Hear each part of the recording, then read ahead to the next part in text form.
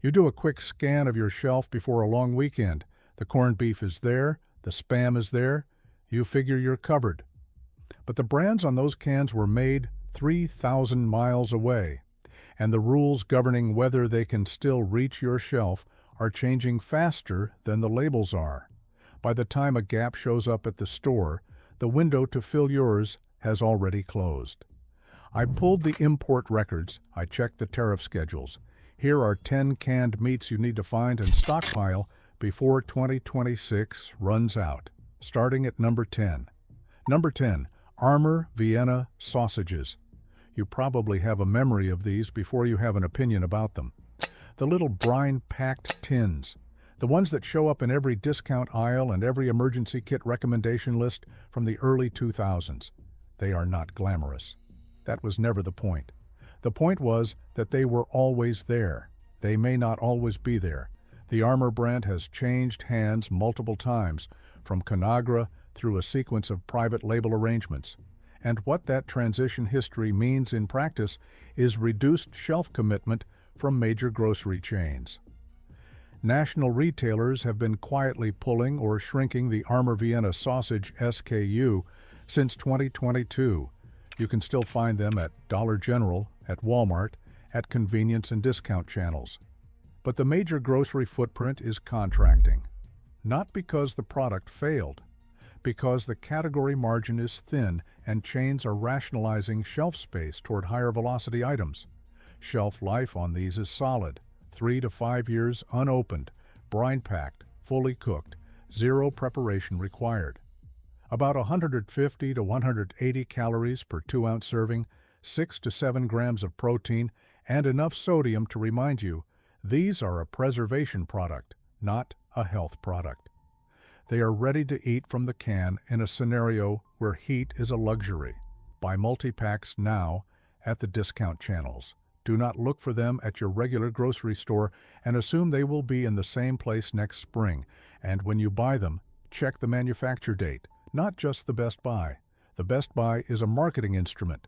The manufacture date tells you what you actually have. Number 9, Spam. Specifically, the varieties. Before anyone reaches for the objection, Spam Classic is not going anywhere.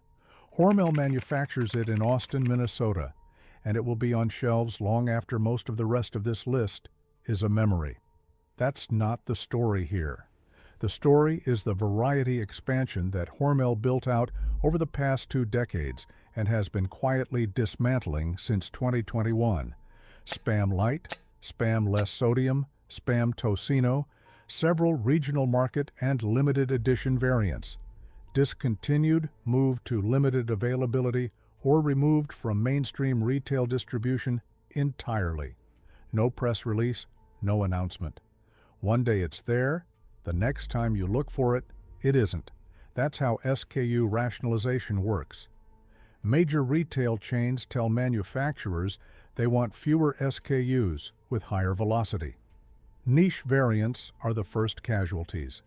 If you have built a long-term storage rotation around a specific Spam variety, and there are real reasons to do that, because sodium profiles, fat content, and flavor palatability vary meaningfully between SKUs, you need to treat that variety as a perishable asset right now.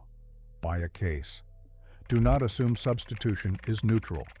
In a high-stress scenario, the palatability of what you're eating is not a minor concern. It affects compliance. It affects caloric intake. The variety that actually gets eaten is the one that matters. Spam Classic keeps almost indefinitely at below 75 degrees Fahrenheit. The limiting factor isn't the can, it's fat oxidation through the tin plate over very long time frames. Keep it cool, keep it dark. But the variety question is time-sensitive in a way the classic question is not. Number 8, King Oscar sardines. These are not just sardines. These are the benchmark. The Norwegian bristling variety, packed in Poland from North Sea and Norwegian sea catch, imported to the U.S. as a European origin product. And that origin is exactly the problem. Under the 2025 tariff escalation framework, baseline 10% tariffs applied to most imports. European goods carry ongoing escalation risk under US-EU trade negotiations that have not resolved. For a product like King Oscar, premium positioning, specialty retail distribution, thin importer and distributor margins, even a moderate tariff pass-through doesn't just raise the price. It breaks the economics of bringing the product to mainstream grocery at a competitive price point. Small importers don't absorb tariffs, they exit categories. There's a second pressure that has nothing to do with trade policy. The ICES, the International Council for the Exploration of the Sea, monitors North Sea bristling sprat populations, and those stock assessments have shown volatility in recent years. The fish itself isn't reliably there at the volumes that support steady canning. It's a supply chain that's being squeezed from both ends simultaneously. For long-term storage, olive oil or water-packed varieties are what you want. Avoid tomato sauce packs.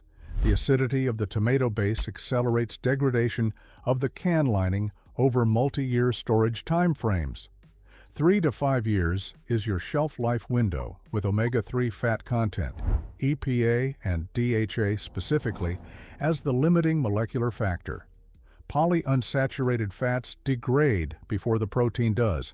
Keep them cool.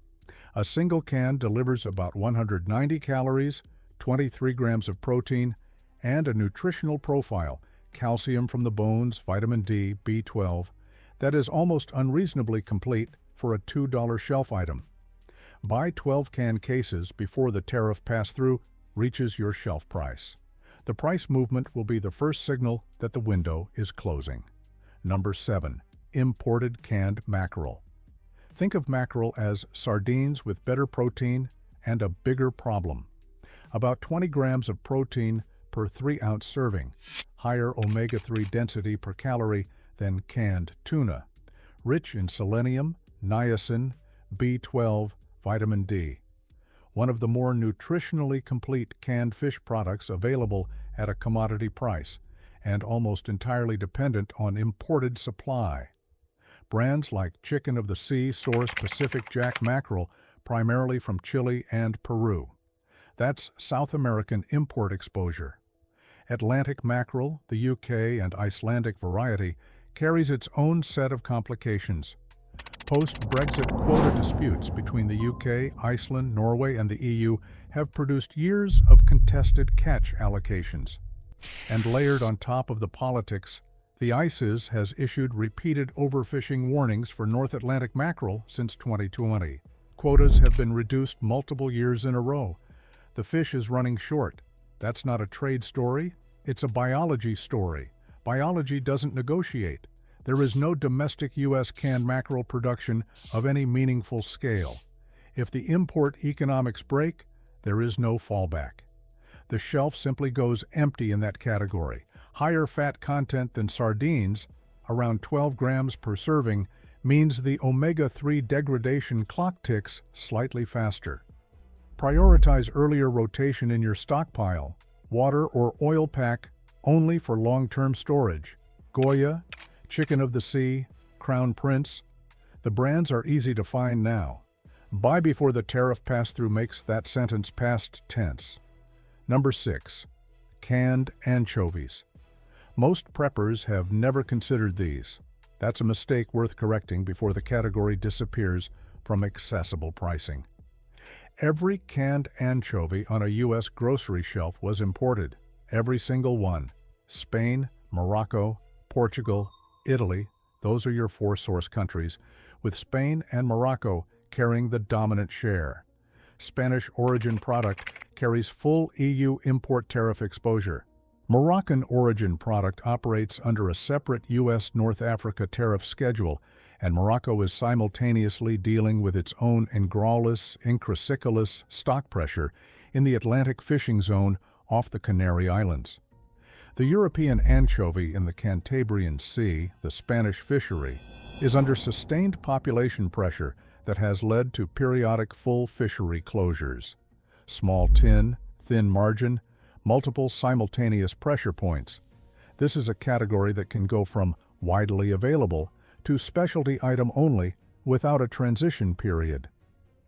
Here is what anchovies actually are in a survival context: a force multiplier. A single flat tin contains about 40 calories per 5 anchovy serving, 6 grams of protein, significant calcium from the tiny bones, and roughly 1,000 milligrams of sodium. That sodium number is not a warning, it's a feature. In a disruption scenario where electrolytes matter, anchovies pull weight far beyond their size. One tin seasons and proteins 4 or 5 other dishes. They dissolve into heat. They disappear into rice, into pasta, into any grain-based meal, and add protein and salt in one move. Roland Crown Prince, Agostino Recca. Flat tins, not jars. Store flat, horizontal, so the fish stays submerged in oil. 2 to 3 years for oil-packed, 3 or more for salt-packed. Check country of origin. Buy now, before the margin math breaks, and these move permanently to the specialty tier. Number 5. Canned oysters. This is where the tariff story reaches its hardest number, 145%. That's the tariff rate applied to Chinese goods under the 2025 Section 301 escalation framework, and an estimated 70 to 80% of canned oysters sold in the U.S. under brands including Roland, Crown Prince, and Reese are processed in China. Pacific Oyster Aquaculture, Crassostria gigas, is a Chinese industrial-scale operation. There is no comparable domestic U.S. canned oyster processing infrastructure, no domestic fallback, no alternative supply chain standing by. Do the math on what 145% does to import economics. A product with a $150 wholesale cost doesn't become a $220 product. It becomes an unviable product. The economics break before any announcement is made. You don't find out through a press release. You find out when you reach for the smoked oyster tins and they're not there, and the shelf tag is gone, and nobody at the store knows if they're coming back. Nutritionally, canned smoked oysters are one of the more serious items on this list. About 80 calories per 2-ounce serving, 8 to 9 grams of protein, and a zinc concentration that is among the highest of any food source, critical for immune function, wound healing, and sustained cellular repair. High in B12, iron, selenium. Shelf life of 3 to 5 years in cool, dry conditions. The low fat content relative to other canned meats is an advantage here. Buy Crown Prince or Roland smoked oyster tins now. Flip the tin. If the country of origin says China, that product is at maximum tariff exposure. Stock 12 to 24 cans before the shelf gap arrives. There is no domestic equivalent at a comparable price. When this category moves, it moves for good. Number 4. Canned duck confit. 2 separate things went wrong here, and almost nobody connected them. Starting in 2021, France experienced the most devastating outbreaks of highly pathogenic avian influenza in its duck farming history, HPAI H5N1. The 2021-2022 outbreak cycle destroyed an estimated 20 million birds. The 2023-2024 cycle compounded the damage, particularly in the Gascony and southwest France duck farming region, the specific geography that produces the overwhelming majority of the world's duck confit. Flock sizes were suppressed for years. Supply came down. Then the tariff baseline arrived, French canned duck confit. Rougy, Maison Godard, the benchmark import brands, is a European origin product. EU import tariff exposure on a product that was already supply constrained by a biological catastrophe. Fewer ducks plus higher import cost equals a price escalation that moves the product toward retail delisting faster than either factor alone would. This was already a limited shelf presence item in the U.S., Whole Foods, specialty importers, D'Artagnan online, a narrow distribution footprint to begin with. That narrowness is vulnerability. When the math gets tight, narrow distribution specialty items are the first to go and the last to come back. What you're actually getting with canned duck confit is one of the highest caloric densities of anything on this list. About 400 calories per 3.5-ounce serving, 25 grams of protein, 32 grams of fat. Duck confit is traditionally preserved in its own fat, the fat acting as an anaerobic sealant, suppressing microbial growth, and the canning process extends that mechanism. It is one of the few canned meats that genuinely improves in flavor with age, up to a point. Shelf life is 3 to 5 years. Store below 70 degrees Fahrenheit to prevent the fat from degrading prematurely. In a cold weather or high exertion survival scenario, caloric density is not a secondary consideration. 400 calories per serving matters. It's the kind of item that earns its price per calorie when the alternative is running a caloric deficit in a disruption. Buy Rougie or Maison Godard through specialty grocers or online now. Treat it as caloric insurance, expensive, dense, and disappearing. Number 3. Canned rabbit. Most people reading this have never bought a can of rabbit. Most people reading this have also never thought about what happens when a protein that is genuinely superior for long-term storage simply stops being available because not enough distributors found it worth importing. That's where canned rabbit is right now. It's not a crisis. It's a quiet category collapse in slow motion. Domestic U.S. canned rabbit production is negligible. The category that exists in American grocery is almost entirely carried by European import brands. Valfray from France, Campo Rico, and Carretilla from Spain. European rabbit canning is craft scale, not industrial. The supply was always thin. There are perhaps 3 or 4 U.S. importers and distributors maintaining this category at any given time. If 2 of them decide the economics don't work anymore, the product simply stops appearing on shelves. Not discontinued, not recalled, just absent. Tariff pressure. Full EU baseline on French and Spanish origin products is the new layer on top of a category that was already operating with zero margin for error. Here's what you'd be losing. 29 grams of protein per 3.5-ounce serving, among the highest protein-to-calorie ratios of any canned meat. About 180 calories per serving, roughly 7 grams of fat, lean enough that rancidity is not the primary shelf life concern. 3 to 5 years in cool, dry, dark storage, high in phosphorus, selenium, B vitamins. European military rations have historically included canned rabbit for exactly these reasons. Dense, lean, stable, mild-flavored enough to sustain palatability across extended use. World market carries it. Spanish import grocers, Amazon, find it, buy 6 to 12 cans, and treat them as the part of your rotation most likely to simply not be there when you next look. Number 2. Canned wild sockeye salmon. This one is different from everything else on this list. This is not a tariff story. This is not a corporate consolidation story. This is a biology and infrastructure story, and that makes it the most permanent item on this countdown. Alaska salmon pack totals have been declining. The 2023 Alaska salmon harvest was among the lowest on record for multiple regions. Pink salmon runs showed irregular returns. Several Chinook stocks are listed under the Endangered Species Act. Wild sockeye, the premium tier, the item most likely to be in a serious prepper's rotation, is price-sensitive in a way that makes it the first variety to get squeezed out of retail viability as pack volumes decline. When supply falls, price rises. When price rises, retail buyers substitute cheaper options: Atlantic farm salmon, pink salmon, commodity-grade product. The wild sockeye SKU shrinks. Then it disappears from certain regional markets entirely. The cannery infrastructure is contracting in parallel. Several Alaska cannery operations have reduced packing runs or closed over the past decade. The capital investment required to run a wild catch canning operation doesn't pencil out when stocks are unpredictable.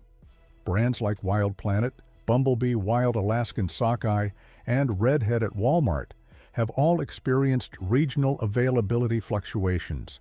This is not a trend that reverses when the trade environment settles. The fish and the infrastructure that processes it are both under pressure simultaneously. What you lose when this goes: 130 calories per 3-ounce serving, 17 grams of protein, approximately 1,400 milligrams of EPA and DHA omega-3 per serving, meaningful vitamin D, B12, and potassium, and if you're buying the bones-in variety, 180 to 200 milligrams of calcium per serving. The pressure canning process softens the bones to fully edible. That calcium matters in long-term storage contexts where dairy is not available. 3 to 5 years shelf life. Store below 70 degrees Fahrenheit. Avoid any can showing a bulge, a seam dent, or surface rust. Buy Wild Planet or Bumblebee Wild Alaskan Sockeye. Bones in. Look for wild caught on the label, not wild flavored, which is a marketing phrase, not a sourcing statement.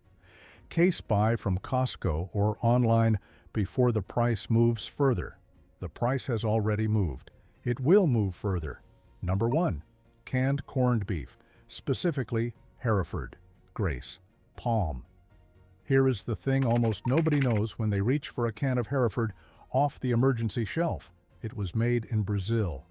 Minerva Foods, one of Brazil's largest beef exporters, manufactures Hereford brand corned beef. Grace brand corned beef comes from Caribbean and Latin American facilities. Palm, operating under the Tulip banner, is canned in third country facilities depending on the production lot.